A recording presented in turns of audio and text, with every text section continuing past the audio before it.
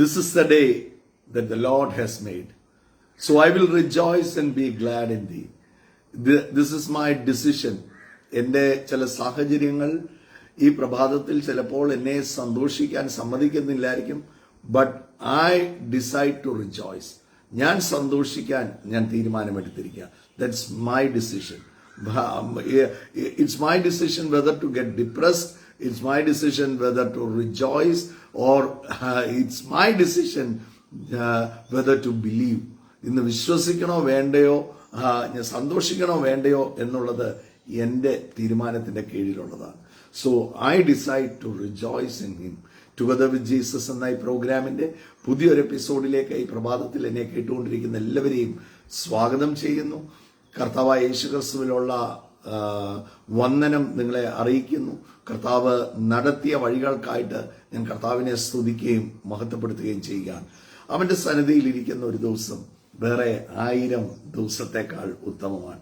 ഇന്ന് സന്തോഷിക്കാൻ തുടങ്ങിയാൽ തന്നെ ഒത്തിരി കുട്ടിഭൂതങ്ങൾ നമ്മളെ വിട്ടിട്ട് ഓടിപ്പോകും. പ്രൈസ്.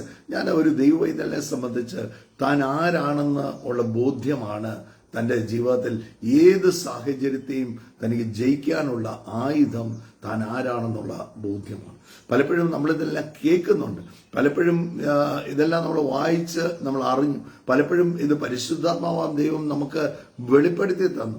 പക്ഷേ ഒരു കാറ്റ് കാണുമ്പോൾ, ഒരു പ്രതിസന്ധി കാണുമ്പോൾ, ഒരു പ്രതികൂലത്തിന്റെ കാറ്റടിക്കുമ്പം പലപ്പോഴും തകർന്നു പോവുകയാണ്, പലപ്പോഴും തരിപ്പണമായി പോവുകയാണ്, പലപ്പോഴും ഇനി എങ്ങനെ മുമ്പോട്ട് പോകുമെന്ന് വിചാരിച്ച് ഭാരപ്പെടുകയാണ്. ഇന്ന് എന്നെ കേൾക്കുന്ന ദൈവമക്കളോട് ഞാൻ പറയാം, ഒന്നും ഭാരപ്പെട്, വിശ്വസിക്കുക മാത്രം ചെയ്യുക. മർക്കോസിന്റെ സുവിശേഷം അതിന്റെ 11-ാം അധ്യായത്തിൽ യേശു പറയുന്ന ഒരു വാക്കുണ്ട്. യേശു കടന്നു പോകുമ്പോൾ ഒരു അത്തി കണ്ടപ്പോൾ തനിക്ക് അത്തിയിൽ നിന്ന് എന്തെങ്കിലും കഴിക്കാൻ കിട്ടുമെന്ന് വിചാരിച്ചു. പക്ഷെ ഒന്നും കണ്ടില്ല. ഇനിയും നിന്നിൽ നിന്ന് ആരും കഴിക്കാതെ പോകട്ടെ എന്നൊരു വാക്ക് കർത്താവ് പറഞ്ഞു. പിറ്റേ ദിവസം ആ വഴി ശിഷ്യന്മാരുമായിട്ട് കടന്നു വരുമ്പോൾ പത്രോസ് നോക്കിയപ്പോൾ അത്തി അത് വേരോടെ ഉണങ്ങി നിൽക്കുന്നത് കാണുകയാണ്. ഉടനെ കർത്താവ്, നീ ഇന്നലെ ശപിച്ച അത്തി ദേ വേരോടെ ഉണങ്ങി നിൽക്കുന്നു എന്ന് പറഞ്ഞപ്പം കർത്താവ് പറഞ്ഞ ഒരു കാര്യം, വിശ്വസിക്കുക മാത്രം ചെയ്യുക. Only believe. വിശ്വസിക്കുക മാത്രം ചെയ്താൽ മതി. പ്രീസ്. നോക്ക്, കർത്താവ് he was not bothered looking at the fig tree. കർത്താവിന് അത്തിയെ നോക്കേണ്ട ആവശ്യമൊന്നുമില്ല. എന്ത് സംഭവിച്ചു എന്നുള്ളതല്ല കർത്താവ് നോക്കുക. തനിക്കൊരു കാര്യം അറിയാം, താൻ എന്ത് വിളിച്ചു പറയുന്നോ that will become the rule.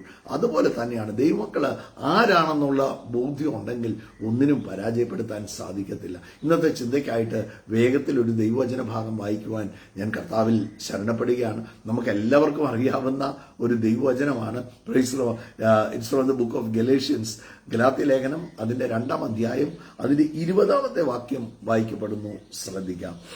ഞാൻ ക്രിസ്തുവിനോട് കൂടെ ക്രൂശിക്കപ്പെട്ടിരിക്കുന്നു. പൗലോസ് പറയുകയാണ്, ഗലാത്യർക്ക് ലേഖനം എഴുതുമ്പോൾ അപ്പോസ്തലനായ പൗലോസ് പറയുകയാണ്, ഞാൻ ക്രിസ്തുവിനോട് കൂടെ ക്രൂശിക്കപ്പെട്ടിരിക്കുന്നു. താൻ അതിന്റെ 3-ാം അധ്യായം